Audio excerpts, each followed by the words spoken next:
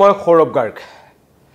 আমি মিয়া নহয় আমি গৰিয়া আমাৰ ঘৰ কিয় ভাঙিছে আৰু এই প্ৰশ্ন কৰিছে উৰিয়াম ঘাটত একাংশ উচ্ছেদিতই কাৰণ কালি এই ৰেংমা বনাঞ্চলত দ্বিতীয় পৰ্যায়ৰ উচ্ছেদ অভিযান চলিছিল আৰু তাৰ সময়তেই তিনিখনকৈ গাঁৱত প্ৰশাসনৰ বুলডোজাৰ চলিছে প্ৰায় 50টাকৈ অধিক ঘৰ তাত ভাঙি পেলোৱা হ'ল আৰু ভাঙি পেলোৱাৰ মাজতেই সেই ৰেংমা বনাঞ্চলৰ একেবাৰে কাষত থকা 1 নং মধুপুৰ গাঁওখনত খিলঞ্জীয়া মুছলমান লোকসকল বাস কৰে তেওঁলোক গুৱাহাটীৰ পাৰ্শ্বৱৰ্তী হাজু নলবাৰীৰ পৰা অহা লোক আৰু তেওঁলোকে বহু বছৰ আগৰ পৰা সেই সমষ্টিত তেওঁলোকৰ ভোটাধিকাৰ আছে তেওঁলোকে তাত ভোটাধিকাৰ সাব্যস্ত কৰে আৰু কিন্তু তেওঁলোককো এই উচ্ছেদৰ আওতালৈ টানি অনা হ'ল তেওঁলোকৰো ঘৰসমূহ এফালৰ পৰা ভাঙি পেলোৱা হৈছে তাৰ পাছত তেওঁলোকে কিন্তু স্পষ্টকৈ কৈছে যে আমি পূৰ্ববংগীয় মুছলমান মানুহ নহয় আমি মিয়া লোক নহয় আমি খিলঞ্জীয়া মুছলমান আমি গৰিয়া মানুহ কিন্তু আমাকো প্ৰশাসনে এফালৰ পৰা উচ্ছেদ কৰিছে কালি দিনটোত নিজৰ ঘৰখনত বুলডোজাৰ চলাৰ পাছত এই মধুপুৰ গাঁওখনত যিখন 1 নং মধুপুৰ আৰু কাষত থকা যিসমূহ অসমীয়া লোক আছে বা অন্য মিচিং লোকসকল আছে বড়ো লোকসকল আছে নেপালী সম্প্ৰদায়ৰ লোকসকল আছে তেওঁলোকে মন্তব্য কৰিছে যে হয় এই সকল খিলঞ্জীয়া মুছলমান মানুহ তেওঁলোক গৰিয়া মানুহ তেওঁলোক কোনো পূৰ্ববংগীয় মুছলমান মানুহ নহয় তেওঁলোক ইয়ালৈ 5-6 বছৰ আগতে উঠি অহা নাই তেওঁলোকৰ প্ৰজন্মৰ পৰা প্ৰজন্ম তাতেই বসবাস কৰিছিল আৰু এতিয়া এই সকল লোককো কিয় এই প্ৰশাসনৰ বা উচ্ছেদৰ আওতালৈ অনা হ'ল তাক লৈ প্ৰশ্ন উত্থাপন কৰা হৈছে কাৰণ একাংশ অভিযোগ উত্থাপন কৰি আহিছিল বিভিন্ন দল সংগঠনে এই উচ্ছেদক লৈ প্ৰশ্ন উত্থাপন কৰিছিল যে উচ্ছেদ চলাইছে হয় কাৰণ সকলোৰে উচ্ছেদৰ প্ৰতি সমৰ্থন আছে ৰাজ্য চৰকাৰে যি উচ্ছেদ চলাইছে অসমৰ প্ৰতিজন নাগৰিকৰ সেই উচ্ছেদলৈ সকলোৰে সমৰ্থন আছে অন্য নালাগে খিলঞ্জীয়া মুছলমান সকলো এই নামনি অসমৰ পৰা অহা একাংশ সন্দেহজনক নাগৰিকক বিভিন্ন ঠাইৰ পৰা বনাঞ্চল হওক বা চৰকাৰী ভূমিৰ পৰা উচ্ছেদ কৰাৰ পোষকতা কৰে কিন্তু এই সকল লোকৰ নামত কেৱল মুছলমান হোৱাৰ কাৰণেই একাংশ লোকক উচ্ছেদ কৰা হৈছে বুলি এটা গুৰুতৰ অভিযোগ উত্থাপন হৈছে আৰু এইগৰাকী মহিলা মোৰ পিছফালে আপোনালোকে যি দেখিছে এইগৰাকী মহিলাৰ ঘৰটো যেতিয়া ভাঙি পেলোৱা হ'ল তেতিয়া মহিলাগৰাকীয়ে কান্দি কিন্তু প্ৰশাসনৰ আগত আৰু আমাৰ সংবাদ মাধ্যমৰ আগত প্ৰশ্ন কৰিছে এয়া হৈছে কালিৰ দৃশ্য ৰেংমা বনাঞ্চলত এইদৰে প্ৰশাসনৰ দ্বিতীয় পৰ্যায়ৰ উচ্ছেদ অভিযান চলিছে নগাই আহি উৎপাত কৰিছে নগাক ৰোধ কৰিব পৰা নাই আৰু নগাৰ যি আগ্ৰাসন সেই আগ্ৰাসন ৰোধ কৰাত বেয়াকৈ ব্যৰ্থ হৈছে আমাৰ অসম প্ৰশাসন কিন্তু তাৰ মাজতেই অভিযোগ উত্থাপন হৈছে যে যি ধৰণৰ উচ্ছেদ অভিযান চলিছে এই উচ্ছেদ অভিযানৰ মাজত একাংশ খিলঞ্জীয়া মুছলমান মানুহ আহি পৰিছে আৰু তেওঁলোক এটা বিপদত পৰিছে কাৰণ তেওঁলোকে তাত বছৰৰ পৰা বছৰ ধৰি তেওঁলোকে 1985 চনৰ আগৰ পৰাই তাত তেওঁলোকে ভোটাধিকাৰ সাব্যস্ত কৰি আহিছে আৰু তেওঁলোক হাজু নলবাৰীৰ পৰা যোৱা খিলঞ্জীয়া মুছলমান মানুহ কিন্তু সেই সকল লোককো এবাৰ উচ্ছেদ কৰা হৈছে এই অভিযোগ উত্থাপন কৰিছে এইগৰাকী যুৱতীয়ে কান্দি কৈছে যে আমি মিয়া নহয় আমি গৰিয়া আমাৰ ঘৰ আপোনালোকে কিয় ভাঙিছে মন্তব্য আপোনালোকক শুনাব বিচাৰিছো কিনি মানি অসমতে ভোট দি আজি ইমানখিনি বয়স পালে এইখিনি মানুহক যে ঘৰ ভাঙিছে বাকী কেইঘৰকো ভাঙিব লাগে আমি সেয়া বিনম্ৰ অনুৰোধ জনাইছো নহয় আমি গৰিয়া মানুহ হয় গৰিয়া খিলঞ্জীয়া মানুহ হয় আমি এতিয়া আমাক চৰকাৰে সংস্থাপন দিব লাগে মানুহখিনিক উচ্ছেদ কৰিছে চৰকাৰী মাটিত আছিলে চৰকাৰী মাটি চৰকাৰে লৈ লৈছে আমাক সংস্থাপন দিব লাগে মানুহখিনিক সেয়া জনালো আৰু এতিয়াতো আমাৰ দেউতাহঁতেতো ইয়াতে আহি পিনি ঢুকালে ইয়াত বহুত বছৰ হৈ গ'ল এতিয়া আমি ল'ৰা ছোৱালী ইমানখিনি ডাঙৰ হ'ল আমাৰ দেউতাহঁতেতো বহুত এতিয়া বুঢ়া হৈ গ'ল ইয়াতে মৰিলেও সেয়া এতিয়া খালি আমাক সংস্থাপন দিব লাগে চৰকাৰক বিনম্ৰ অনুৰোধ জনাইছো আমাক সংস্থাপন লাগে মিয়া এতিয়া আমাক গৰিয়াখিনিকো মিয়া বনাই দিলে চৰকাৰে আমিতো মিয়া নহয় আমি গৰিয়া হয় খাচ গৰিয়া মানুহ হয় কিহৰ কাৰণে আমাক মিয়া বনালে মিয়া খেতিমখেনকে গোটেই গৰিয়াকো ধৰিলে সেয়া আমাক ন্যায় লাগিব আমাক সংস্থাপন লাগিব ঘৰ ভাঙিছে আমি থাকিম ক'ত যাম ক'ত আমাৰ জেগা নাই আৰু আমাৰ বাকীখিনি যে ভাঙিছে 10 ঘৰ যে আহিছে কিহৰ কাৰণে আহিছে আমাৰ সেইখিনি লাগে আমি সেইখিনি নাজানো আমাক লাগিব সেইখিনি আমি যাম ক'ত থাকিম আমি অসমৰে ভোট নোৱাৰি হয় ভাঙি দিছে কি কৰিব এতিয়া আমাক থাকিব ঠাই লাগে আমাক জেগা লাগে বাকীখিনি যাৰা ভাঙিছে আৰু বাকী 10 ঘৰ যারা কিয় নাই সেইখিনি পটা মাটিত আছে নেকি সেইখিনি পটা মাটি আমি বাংলা দেখি আহিলো আমি নাগৰিক নহয় জানো আমি নোটিছ দিছে আমাক নোটিছ দিছে বাকীখিনি 10 ঘৰ কেলে বাকী 10 ঘৰ দিয়া নোটিছ এটো দিব লাগে নোটিছ বাকীখিনিতো হেৰি বেদখলকাৰী মাটি হয় সিহঁতৰতো নিজৰ পট্টা মাটি নহয় ক'ত আছে বাকী দগৰ ইয়াতে আছে দঘৰ কোৰ্টৰ অৰ্ডাৰ আনিছে এইটো আকৌ হ'ব বুলি শুনিছোঁ হ'লেহে ভাল লাগিব মনটো আৰু ক'ত যাব এতিয়া আপোনালোক জেগা নাই যাবলৈ আৰু আমাক ইয়াতে ক'ৰবাত দিয়ক আৰু চৰকাৰে জানি বুজি আমাক ক'ত দিয়ে আমি গুৱাহাটীৰে হয় মিয়া মানুহ নেকি নহয় আমি মিয়া মানুহ এয়া শুনিলে ৰেংমা বনাঞ্চলৰ একেবাৰে কাষতে থকা ১ নং মধুপুৰ গাঁৱৰ একাংশ খিলঞ্জীয়া মুছলমান মানুহৰ কান্দোন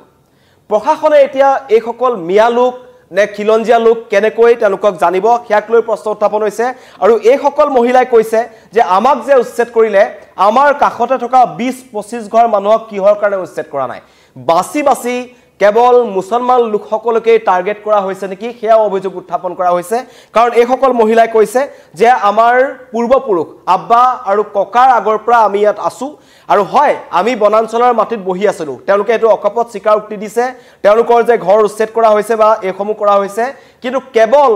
মুছলমান লোকসকলকে কিয় উচ্ছেদ কৰা হৈছে তাক লৈ তেওঁলোকে প্ৰশ্ন উত্থাপন কৰিছে তেওঁলোকে কৈছে কাখত গুৰ্খা সম্প্ৰদায়ৰ লোক আছে কাখত অন্য সম্প্ৰদায়ৰ লোক আছে সেই সকলক কিয় উচ্ছেদ কৰা নাই তাক লৈ এই সকল মহিলাই প্ৰশ্ন উত্থাপন কৰিছে আৰু এই অভিযোগ বহু পুৰণি কাৰণ ইতিমধ্যেই বিভিন্ন দল সংগঠনে এনেকুৱা একাংশ খিলঞ্জীয়া মুছলমান লোকো এই উচ্ছেদৰ আওতালৈ আহি গৈছে কাৰণ তেওঁলোকৰ উপাধি তেওঁলোক মুছলমান মানুহ সেইকাৰণে তেওঁলোককো মিয়া লোক বুলি ভাবি উচ্ছেদ কৰা হৈছে নেকি তেনেকুৱা ধৰণৰ প্ৰসংগ উত্থাপন কৰা হৈছিল আৰু সেই কথাই যেন পুনৰবাৰ প্ৰমাণ কৰিলে ৰেংমা বনাঞ্চলৰ ১ নং মধুপুৰ গাঁওখনত থকা খিলঞ্জীয়া মুছলমান লোকসকলে কাৰণ উৰিয়ামঘাটত যেতিয়া উচ্ছেদ অভিযান চলিছিল তেতিয়া প্ৰথম অৱস্থাত সেই উৰিয়ামঘাট অঞ্চলটোৰ আশে-পাশে থকা খিলঞ্জীয়া মুছলমান লোকসকলে প্ৰথমতে কিন্তু এই উচ্ছেদ অভিযানৰ সমৰ্থন কৰিছিল আৰু তেওঁলোকে কৈছিল ৰেংমা বনাঞ্চলত উচ্ছেদিত কৰা বা উচ্ছেদ কৰা বা ৰেংমা বনাঞ্চলৰ পৰা ঘূৰি অহা লোকক আমি কোনো কাৰণত তাত সোমাবলৈ নিদিওঁ আৰু তাত থকা মছজিদ কমিটিয়ে তেওঁলোকে ফলক আঁৰি দিছিল যে আমাৰ ইয়াত যিসমূহ খিলঞ্জীয়া মুছলমান এলেকা আছে বা খিলঞ্জীয়া মুছলমান গাঁও আছে সেই খিলঞ্জীয়া মুছলমান গাঁওসমূহত উৰিয়ামঘাটৰ পৰা ৰেংমা বনাঞ্চলৰ পৰা নেঘেৰি বিলৰ পৰা উচ্ছেদ কৰা কোনো ধৰণৰ মিয়া লোকক প্ৰৱেশ কৰিবলৈ দিয়া নহব কিন্তু খিলঞ্জীয়া লোকসকলৰ লগত এয়া এটা অপৰাধ হৈছে নেকি সেয়া যাতে সৰুপথাৰ জিলা প্ৰশাসনে এবাৰ ভালকৈ চাই কাৰণ তেওঁলোকে যি দাবী কৰিছে তেওঁলোকৰ দাবী কিমান সঁচা কিমান মিছা সেয়া জিলা প্ৰশাসনৰ তদন্তত পোহৰ লাগিব হয়তো এই দুগৰাকী মহিলাৰ যি মন্তব্য মই আপোনালোকক শুনাইছো সেয়া সঁচা নহব পাৰে কিন্তু সঁচাকৈ একাংশ খিলঞ্জীয়া মুছলমান লোকক এইদৰে উচ্ছেদ কৰা হৈছে নেকি সেয়াও কিন্তু তদন্তৰ আওতালৈ আহিব লাগে কাৰণ উৰিয়ামঘাটত এতিয়া আটাইতকৈ ডাঙৰ সমস্যা হৈছে নগাসকল নগাই আহি উৰিয়ামঘাটৰ বহু অঞ্চল তেওঁলোকে দাবী কৰিছে বিদ্যাপুৰ তেওঁলোকৰ বুলি দাবী কৰিছে গেলাবিল তেওঁলোকৰ বুলি দাবী কৰিছে মধুপুৰ তেওঁলোকৰ বুলি দাবী কৰিছে বিদ্যাপুৰ তেওঁলোকৰ বুলি দাবী কৰিছে আৰু সেইখিনি সময়তে কিন্তু তেওঁলোকে অসমৰ জিলা প্ৰশাসনক বুঢ়া আঙুলি দেখুৱাইছে আৰু তেওঁলোকে কৈছে যে আমি অসমৰ এই প্ৰশাসনক ৰেংমা বনাঞ্চলত গছ পুলি ৰুবলৈও নিদিওঁ কাটিবলৈ নিদিওঁ তেওঁলোকৰ যদি মন আছে মিয়া মানুহৰ ঘৰ ভাঙক আৰু উচ্ছেদিতসকলৰ ঘৰ ভাঙক তাত আমাৰ আপত্তি নাই কিন্তু নগাই সেই তাত থকা যিবোৰ খণ্ডযুক্ত লোক আছিল খণ্ডযুক্ত লোকসকলে যেনেকুৱা ধৰণৰ ৪০০ বিঘা ৫০০ বিঘা তেওঁলোকৰ তামোলৰ বাগান আছিল সেই তামোলৰ বাগানবোৰৰ ওপৰত চকু এতিয়া নগা লোকসকলৰ আৰু তেওঁলোকে যিদৰে আগতে সেই মিয়া লোকসকলৰ লগত লগ লাগি তেওঁলোকে সুপাৰী সিন্ডিকেট চলাই গৈছিল এতিয়া পুনৰ তেওঁলোকে নিজে অকলশৰীয়াকৈ তেওঁলোকে সুপাৰী সিন্ডিকেট চলাবলৈ ৰাস্তা পাইছে আৰু সেই কাৰণে অসমৰ বন মন্ত্ৰী তাত থকা উপস্থিত থকা সময়তে চন্দ্ৰমোহন পাটোৱাৰী তালৈ গৈছিল আৰু আজি তালৈ মুখ্যমন্ত্ৰী যোৱাৰ কথা কিন্তু তাত তেতিয়া অসমৰ বন মন্ত্ৰী উপস্থিত থকাৰ সময়তে তেওঁলোকে বন বিভাগে দিয়া ফেন্সিং উঘালি পেলালে আৰু তেওঁলোকে ক'লে যে আমি অসমৰ বন বিভাগক ইয়াত গছ পুলি ৰোপণ কৰিবলৈ নিদিওঁ এয়া হৈছে উৰিয়ামঘাটৰ দৃশ্য তাৰ মাজতেই একাংশ উচ্ছেদিতই কান্দিছে উচ্ছেদিতৰ উচুপনি আমি দেখুৱাই আছিলো কিন্তু এবাৰ আমি দেখুৱালো দুগৰাকী খিলঞ্জীয়া মুছলমান মহিলাৰ কানুন তেওঁলোকে কৈছে আমিতো মিয়া নহয় আমি গৰিয়া মানুহ কাৰণ অসমৰ যি সদৌ অসম গৰিয়ামৰীয়া পৰিষদ আছে তেওঁলোকৰ মুখ্যমন্ত্ৰীক সম্পূৰ্ণ সমৰ্থন জনাই আছে বাদানীৰ ক্ষেত্ৰত আমি দেখিছো গৰিয়ামৰীয়া পৰিষদে খুব সমৰ্থন জনাই আছে মুখ্যমন্ত্ৰীগৰাকীক কিন্তু গৰিয়ামৰীয়া পৰিষদে কিমান খবৰ ৰাখিছে যে তেওঁলোকৰ মানুহৰ লগতো এনেকুৱা ধৰণৰ উচ্ছেদ হোৱাৰ এটা অভিযোগ আহিছে তেওঁলোকে সেই কথা জানে নে নাজানে সেয়া গৰিয়ামৰীয়া পৰিষদলৈ মই এৰিলো কিন্তু কথাটো হৈছে কি যে উচ্ছেদ হ'ব লাগে বাংলাদেশী মূলৰ অবৈধ নাগৰিকসকলক বা পূৰ্ববংগীয় যিসকল মুছলমান লোক আছে যিসকলে অসমীয়া বুলি নিজক নেভাবে তেওঁলোকে বাংলা ভাষাৰ প্ৰাধান্য দিয়ে তেওঁলোকে লোকপিয়লত বাংলা ভাষা লিখিম বুলি কৈ অসমীয়াক ভাবুকি প্ৰদান কৰে তেনেকুৱা লোকসকলক উচ্ছেদ কৰক যিসকলৰ নিজা সমষ্টি নাই তেওঁলোকক উচ্ছেদ কৰক কিন্তু এইসকল খিলঞ্জীয়া লোকক যিসকল খিলঞ্জীয়া মুছলমান গৰিয়া মুছলমান তেওঁলোকৰ ঘৰ কোনো কাৰণত উচ্ছেদ হ'ব নালাগে বুলি ইতিমধ্যে কোৱা হৈছিল উচ্ছেদ কৰা নহয় বুলি কোৱা হৈছিল কাৰণ মুখ্যমন্ত্ৰী এটা কথা কৈছিল যে খিলঞ্জীয়া মুছলমানসকলৰ ঘৰত কেতিয়াও বুলডোজাৰ নচলে কিন্তু বুলডোজাৰ চলিছে মই দৃশ্যাংশ আপোনালোকক দেখুৱাইছোঁ এয়া বুলডোজাৰ চলিছে আৰু বুলডোজাৰ চলাৰ পাছত মই ইতিমধ্যে আপোনালোকক মন্তব্য শুনাইছোঁ দুগৰাকী মহিলাই কান্দি কান্দি আমাৰ সংবাদ মাধ্যমৰ আগত কৈছে নিউজ 18ৰ সন্মুখত কৈছে যে আমি মিয়া নহয় আমি গৰিয়া মানুহ আমি খিলঞ্জীয়া মানুহ আমাৰ পূৰ্বপুৰুষ আমাৰ আজু ককা গুৱাহাটীৰ হাজু নলবাৰীৰ পৰা অহা লোক আমি কোনো ধৰণৰ বাংলাদেশৰ পৰা অহা লোক নহয় আমাৰ এতিয়াও পূৰ্বপুৰুষ হাজু নলবাৰীত আছে তেওঁলোকৰ লিগেসি আছে